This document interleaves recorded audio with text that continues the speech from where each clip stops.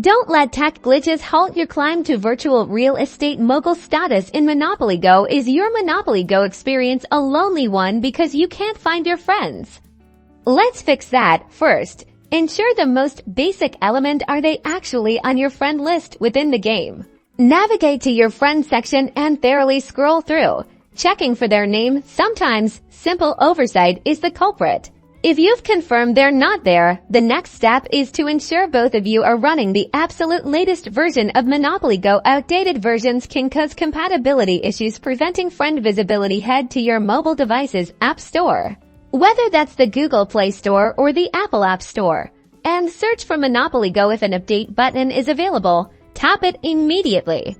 Once both of you are updated, we need to verify the game's permissions on your mobile device. Go into your settings, then find your app management section from there.